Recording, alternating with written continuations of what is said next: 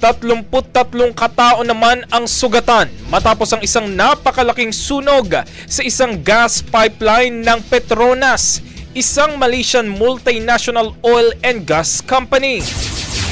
Ayon sa mga ulat, ang napakalaking apoy ay nakita mula sa Subang Jaya at nagdulot ng matinding takot sa mga residente at napilitan silang lumikas mula sa kanilang mga tahanan sa gitna huyan ng pagdiriwang ng Edil Fitir. 7 residente ang nasagip matapos masunog ang kanilang bahay.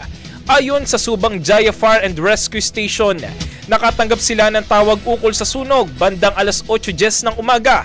Dahilan upang agad na rumisponde ang mga bumbero mula sa Subang Jaya, Shah Alam at sa Puchong. Batay sa investigasyon, ang sunog ay nagmula sa isang 500 metrong tagas sa gas pipeline.